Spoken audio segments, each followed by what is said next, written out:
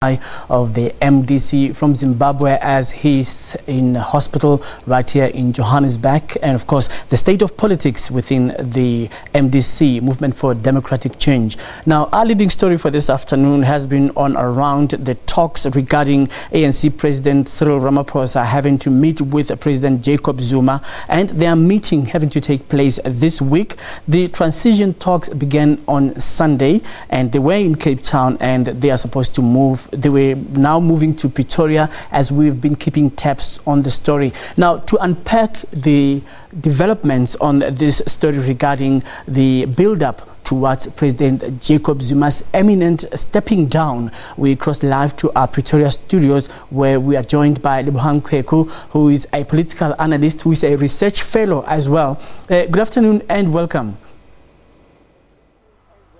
Thank you very much. Well, when I spoke to you on Tuesday, we didn't actually expect that by the time I speak to you next, which is now, we would have seen a resignation. What do you think, through your freshest analysis, think is the stumbling block? Well, there are three things. So one would probably be the need to provide an equitable solution. People speak of win-win. I think it's more important than that. It's actually the idea that we need a very viable transition plan, and that there is a huge pressure on that the ANC internally has placed on itself to give Mr. Zuma a palatable way out. And I think that that palatable way out, in his perspective, would include freedom from indemnity, and some kind of indemnity from having to repay any cost that may have been incurred wrongfully. Or dishonestly, in dishonestly incurred benefits from the state and from state-owned resources, including in Nkandla and all of the things that the public protector spoke about, and any freedom from possible criminal prosecution. And I think that these are the things that seem to be really a sticking block internally. Another thing that might be a sticking block internally would be the implications of the chain or the web of misdoing that might, well, of course, extends far beyond Mr. Zuma, and the kind of implications this would have on their leadership beyond the Big Six, but across government departments, across state-owned enterprises, and so on. What would this mean then if a precedent is set using Mr. Zuma? It would certainly mean that perhaps others might also have to be prosecuted, and others would also be called to account for their actions during the last couple of years in particular. So I think that the complexities of all of this make it very difficult, although one would say that the right thing to do is not always the easy thing to do. Well, there has been mock charges towards either side of the two centers of power. One moment we hear that President Jacob Zuma may fire Cyril Ramaphosa and replace him with Nkosazana Dlamini Zuma. On the other hand, there would be breaking news regarding President Jacob Zuma not going to get immunity at all, and the announcement that he is going to be asked to resign. If not, he would be recalled. What do you make out of this development? Because at the end of the day, the situation is blowing hot and cold. There's too much misinformation or unsubstantiated information in the public domain, and I think that the government needs to make some very strong statements and strong pronouncements very soon, because that level of uncertainty could lead to, other than market uncertainty, but I think the morale of people in this country is all over the place. It's been too much of a roller coaster. I think we should also be quite grateful that so far this country has some essential social order, and that under other circumstances in some countries the situation could have combusted by now, whilst people, the balance of forces between Zuma supporters and those who are not in favor of Zuma had taken it to the streets. The government and the ANC in particular must say something very soon, and this is a moment that let's not forget that not only is South Africa, as we mentioned earlier in the week, it's not only about what happens in this country, it also is what happens beyond these borders. So other countries are looking across the continent and beyond to see what kind of precedent, governance precedent, that is going to be set in the exit of President Zuma. The indemnity precedent would be a very unfortunate one, but I think that we need to be very careful that this sets an interesting and an important precedent for the way that other African Union countries and beyond think about how to deal with their constitutional and governance dilemmas going forward. Now, I want us to take a look at this tweet from the First Lady, Thobeka Madima Zuma, who is actually stating something very interesting here.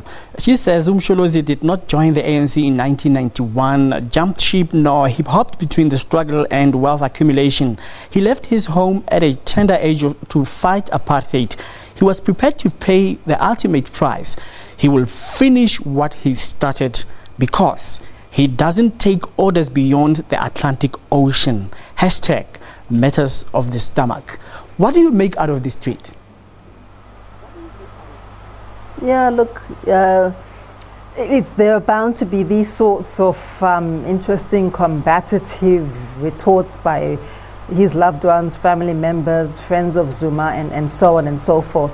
I don't think that we should lay too much stock on this. I do think that what's really more important is the kind of conversations that are going on within the NEC, within Parliament, within the ANC as a whole as well. And I also think that this is a very unpalatable modus operandi on behalf of the First Lady. I think that it's quite inappropriate for her to be taking it to the streets of Twitter in this way, and unfortunately things like Twitter don't forget. So in years to come, that I suspect that might be a very embarrassing communication for her.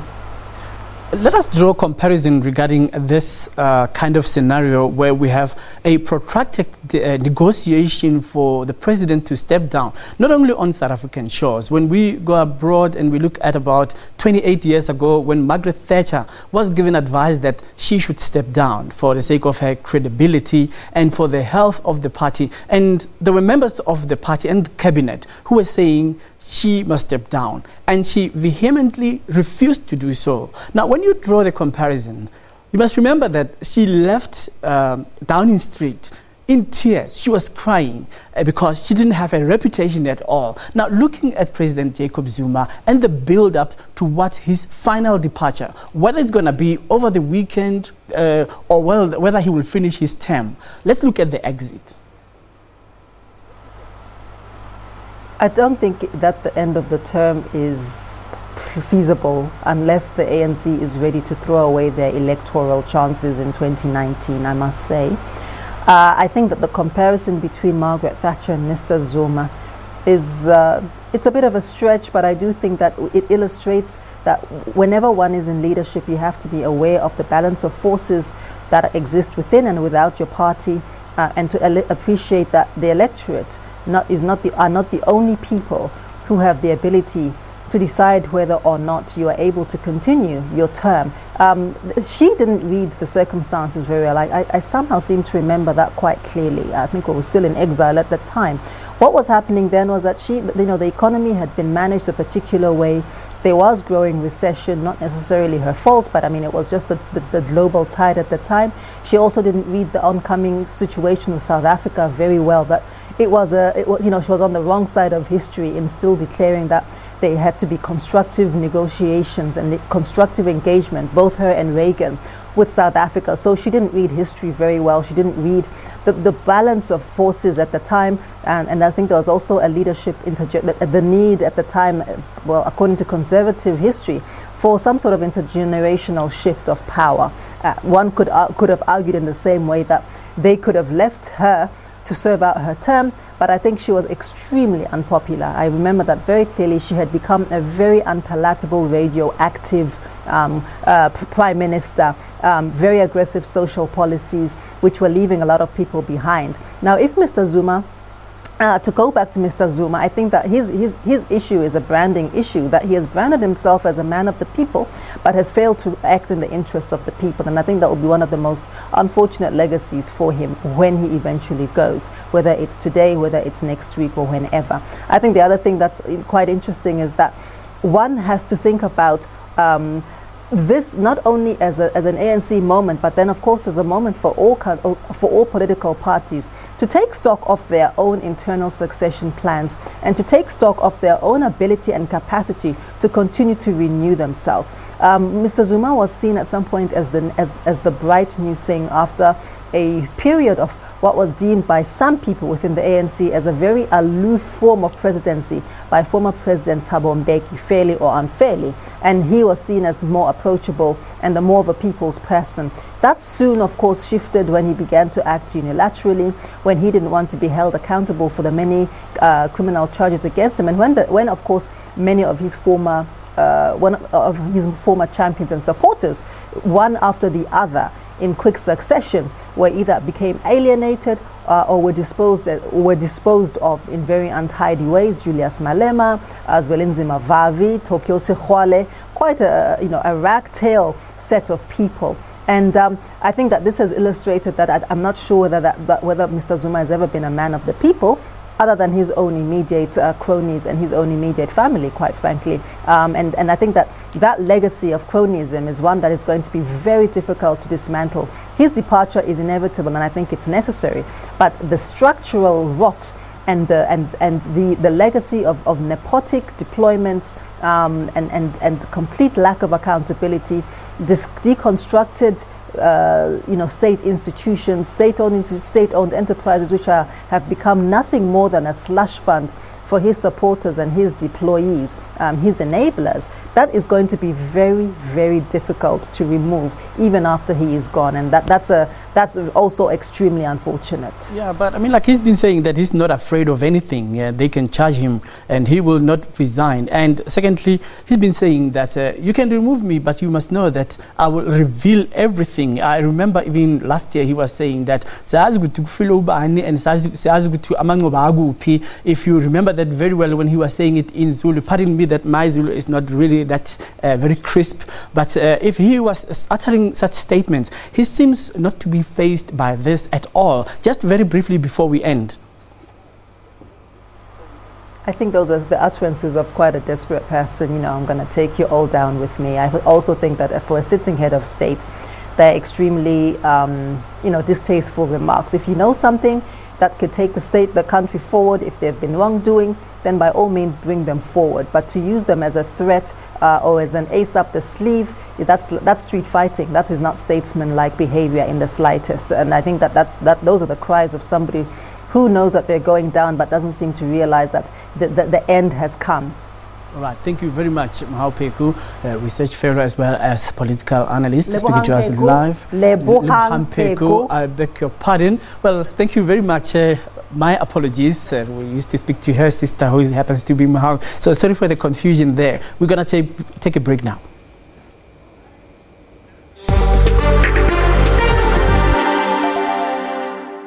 Well, it has been an eventful week at Eskom, from trade unions up in arms over the bailing out of the power utility by the PIC to the controversial head of generation, Matsela Koko, appearing at the Labour Court for the second